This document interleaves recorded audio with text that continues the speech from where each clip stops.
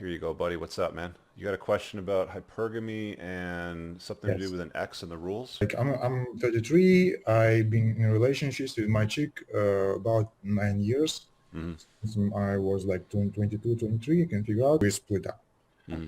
And it was like postponed decision a long time, and we had like lots of drama, lots of dominant, very assertive, but still was quite blue-pilled all the way till like a year ago, Mm-hmm. really, to be honest. So And you left her, you threw her out of the house?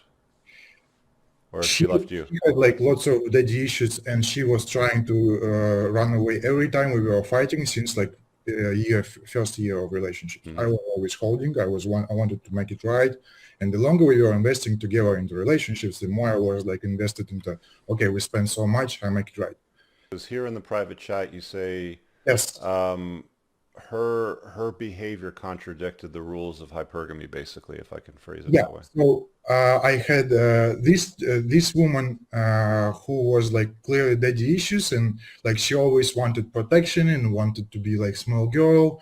And I honestly was like totally controlling everything. I was like paying for our whole lifestyle all the time. I make good money as a software engineer, so everything was fine. But at the same time, she always was fighting for equality. Everything she wanted a voice in every decision. She wanted to question all my decisions. I always had to fight and reassert every Mm-hmm. fucking decision. And then eventually, what happened? Like, Hey guys, I'm Dr. Kevin Egrith, and I'm the pastor that says not to get married. Let's jump back to this video, and then we'll talk about it afterwards. Let me just take you back to the point, Max, because I got a lot of people waiting, so I got to get, try to so keep this when we tight. broke So, up, when we split up, she yeah, found a local guy yeah. on the side. She benefited that he is local. She's getting her visa because we were on a temporary residence permit. Mm. So she needed support, visa support. She split from me. She needs support. But she found a guy who is like clearly he's making like 3-4 times less than me, like below average in Netherlands, which is Why like do you care? Well, I mean, I'm he just cares curious. because he's saying that it violates the rules of hypergamy because she Yeah. left him for a So guy that's basically, poor. she Where claimed- did she meet him? Did she work with him? Like, how did she come across him? we split up for a year when I Okay. got another relationship. So she started dating them.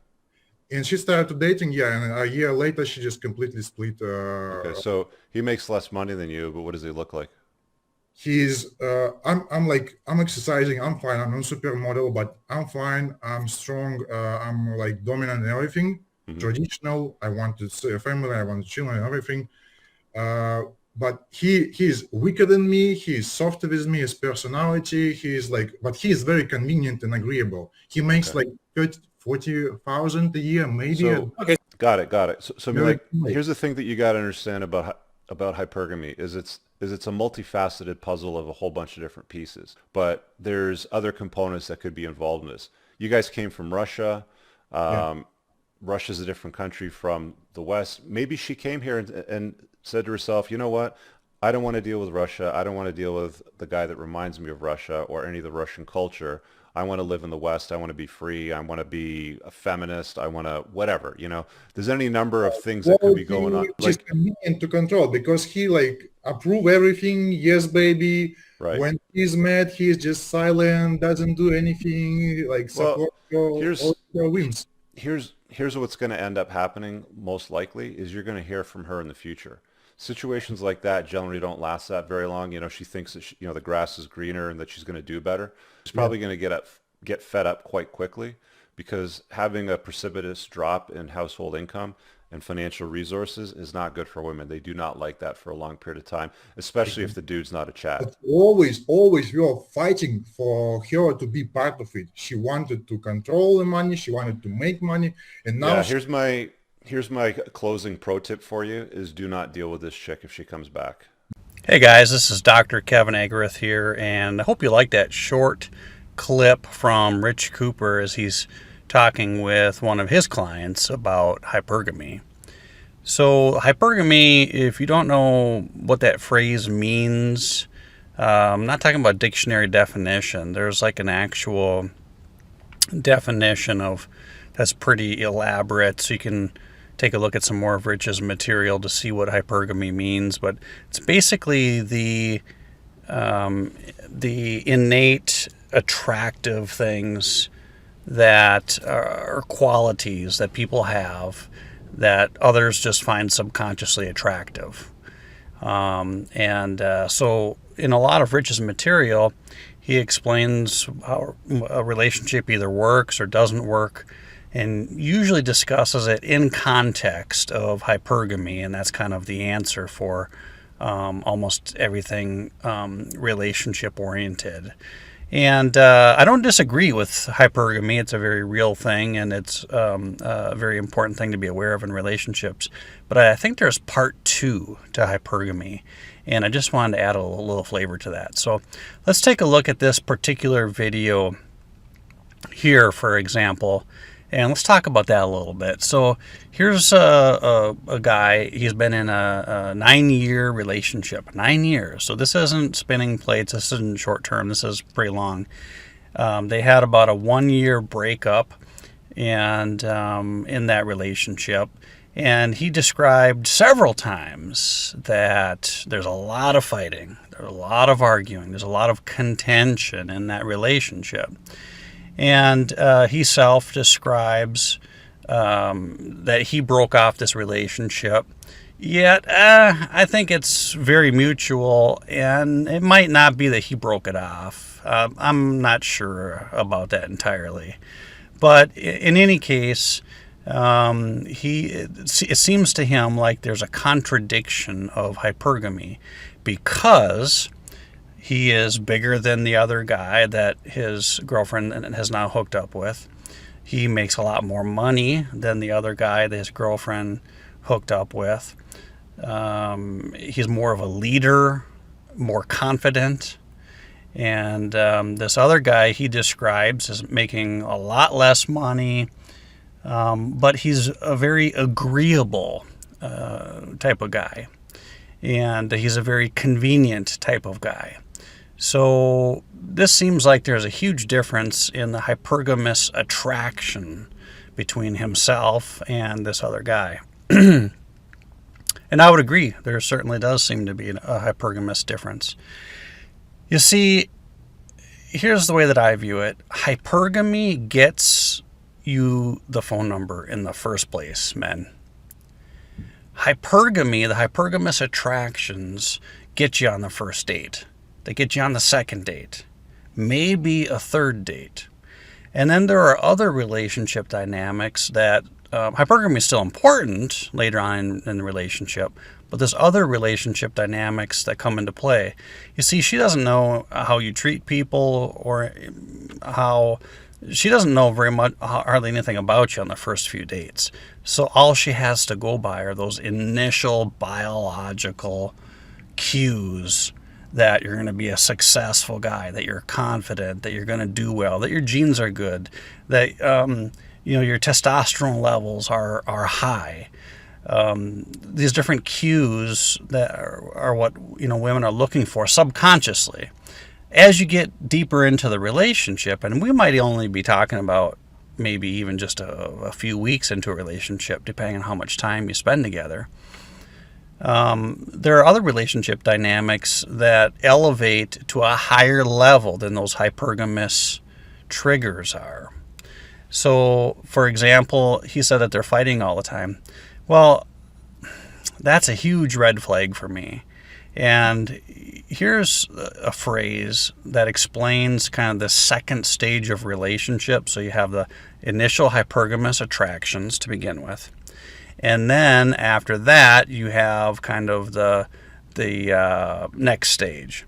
So that next stage is what I would say more of a deeper relational stage. And then this phrase I'm about to give you really plays a big part. Everything is for a feeling. Everything's for a feeling. So what does that mean? It means you want that particular sports car for a feeling. You want a particular job for a feeling. You want a particular income level for a feeling. Now, it might be an actual feeling or just a feeling you think you're going to have. But everything is for a feeling. And our feelings drive our behaviors and our sentiments regarding each other. So he may have been very alpha, in control, domineering, a leader. But if she wanted a more active role and a more active part, it might not have felt good to her to have him dictate to her how things are going to be. That might have not felt good to her. She might have felt safe a little bit to have a confident guy. But then if it didn't feel good because he's saying how things are going to be, and the way that things are going to be aren't necessarily the way that she would like them to be, aren't things that are going to make her happy, then she has to live with those unhappy circumstances or those unhappy situations. And that builds up over time. And since everything's for a feeling, if things don't feel good for a consistently long basis, her sentiment regarding him and toward him is going to completely change and sour. She'll actually begin to have a negative bias toward him. She'll start to see almost everything that he does through a negative lens. This is just human nature. And so, initially, a guy that's real confident and in control, hypergamously, that's a positive trigger. But when you're with the person, if their confidence and leadership changes to ends up resulting in a lifestyle that doesn't work for you, then you start to see it not as confidence, but you see it as arrogance. And you don't see it as leadership, you see it as control. You see it as being a dictator. So everything is for a feeling.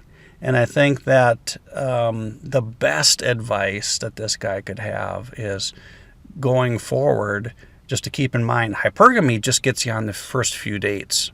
It's still important after that, but a lot less important. Then relational dynamics, and specifically the understanding that everything is for a feeling. So if you want to have a long-term relationship with a woman, it's really important to understand how you talk with her and how you interact with her. You're creating feelings in every conversation that you're having, in every interaction that you're having. So, if you find a woman who legitimately really wants to be led, then you being a leader is going to be a positive thing. She's going to feel great about it. But if really in her heart of hearts she wants to be the leader and she doesn't want to be led, then you're going to have a real problem. And you better, because as you start to try to lead, it's not going to feel good to her. And then all this negative sentiment will build up over time. So you're almost better off to really find someone that wants to be led, that really in their heart wants to be led.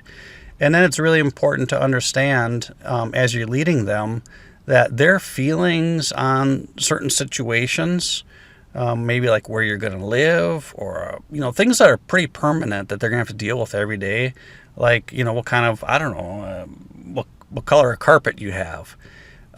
You better really find out her feelings on that color of carpet and make your decision wisely. Because if you put something in your home or you have a living situation that she feels incredibly uncomfortable with day after day after day after day after day after day, then her subconscious mind is going to be really resenting you, and it's just not going to turn out well. So this apparent contradiction in hypergamy is interesting. I've never heard Rich Cooper talk about part 2 of hypergamy, the real relational type of stuff, because it gets a little more technical and it's a little more nuanced. But I hope to be able to help you with understanding some of those nuances, and that hypergamy isn't the end all of having a good, long-lasting relationship. And so if you have any questions, please, if you have more questions about hypergamy, please take a look at some of Rich Cooper's additional videos and his content and material. And if you have more nuanced questions, or if you have questions regarding more long-term relationships, please feel free to take a look at our website, Marriage Partners Ministry, and be happy to talk with you about that. I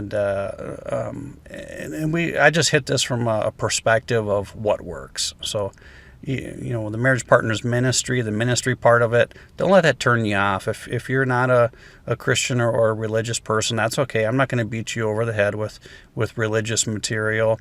I'm just telling you from human nature, psychology. I'm just telling you what works and what doesn't work, and because I just want to help you to have great relationships, understand the dynamics of those relationships and what's happening.